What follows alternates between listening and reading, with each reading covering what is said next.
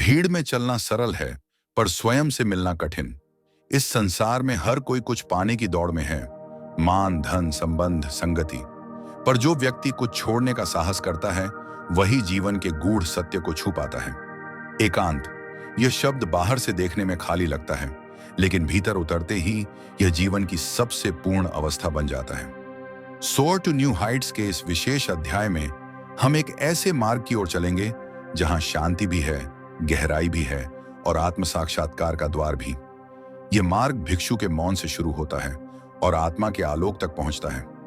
भिक्षु, जैसे कमल की पंखुड़ियां जल में रहते हुए भी जल से अछूती रहती हैं, वैसे ही वह पुरुष जो संसार में रहते हुए भी निर्लिप्त रहता है, वही जीवन के सत्य को जानता है। जो मनुष्य अकेले चलने का साहस करता है, वही अपनी आत्मा की गहराई को पहचानता है।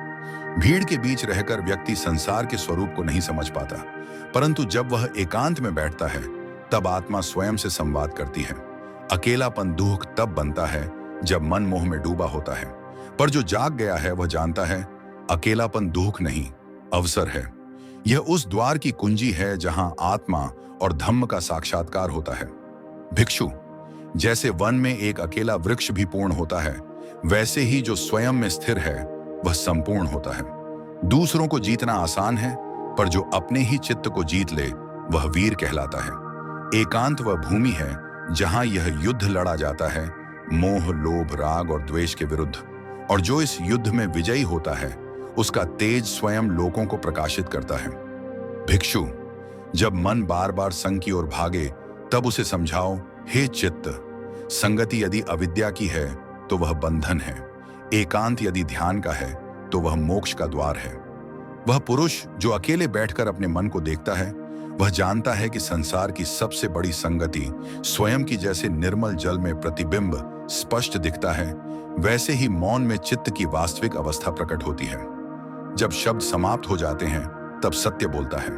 भिक्षु, भीड़ में जो मुख तुम्हें पहचानता है वह असत्य है।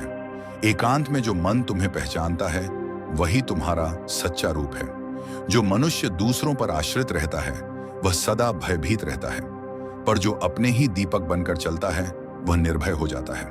बुद्धम शरणम गच्छामि का अर्थ है जागृत चेतना में प्रवेश करना, और यह प्रवेश एकांत की साधना से होता है।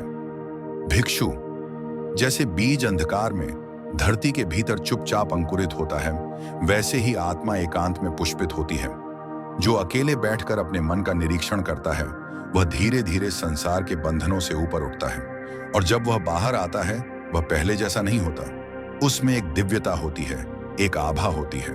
तब उसकी उपस्थिति भी लोगों को शांत करती है। जो व्यक्ति अकेले जीना जानता है, वह दूसरों के लिए वस्तु नहीं, प्रेरणा बनता है। लोग उसे खोजते हैं ना कि वह लोगों के पीछे भागता है। उसका जीवन स्वयं में परिपूर्ण होता है। हे भिक्षु, जो व्यक्ति आत्मचिंतन करना चाहता है, उसे पहले अकेलापन स्वीकारना होगा। ध्यान, समाधि, विपश्यना सबकी जड़ एकांत है, और एकांत से ही प्रज्ञा उत्पन्न होती है।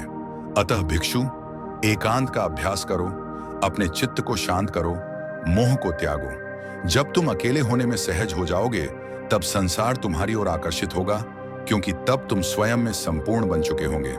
अप दीपो भव, अपने दीपक स्वयं बनो।